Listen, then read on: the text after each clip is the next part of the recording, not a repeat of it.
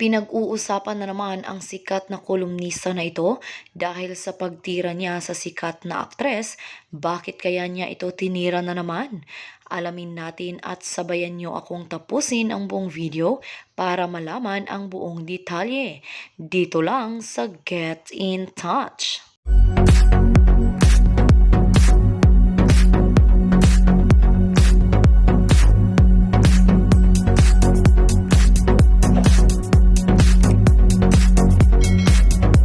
Trending na naman ang kolumnistang si Christopher Min matapos itong magbigay ng komento sa nag-viral na pang-body shame ng isang netizen kay Nadine Lustre.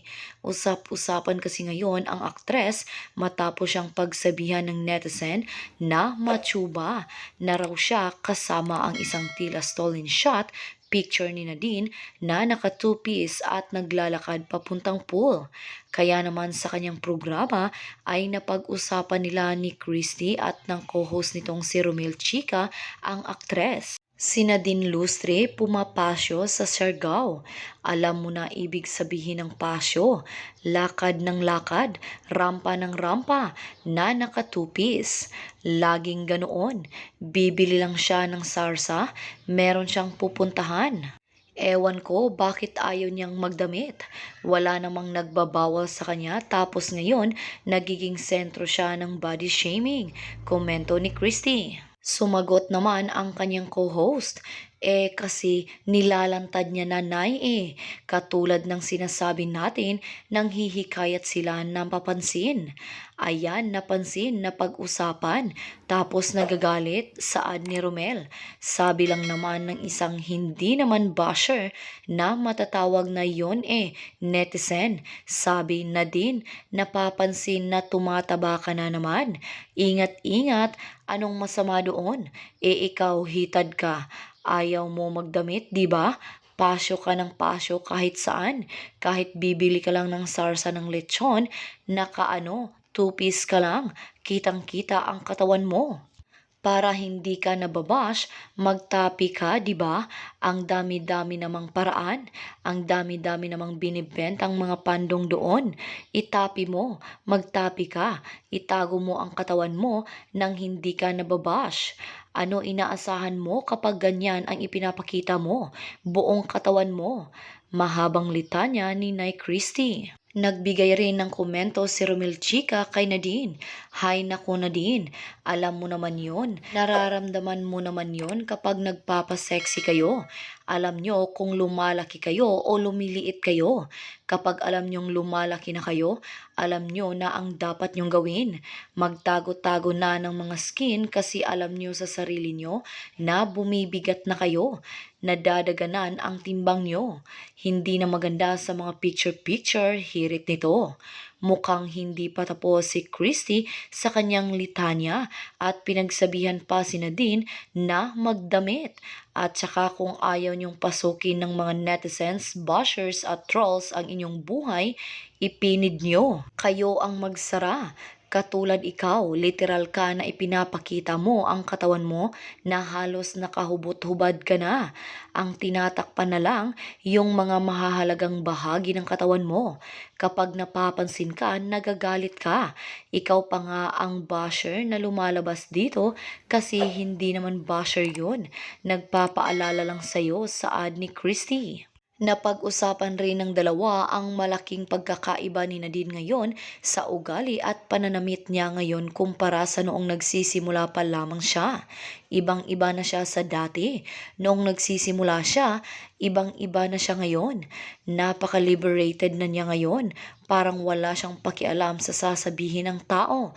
Pero kapag may sinabi, tsaka sila magre-react, say ni Romel. Dito ay nabanggit ni Christy ang ex-jowa ni Nadine na si James Reid.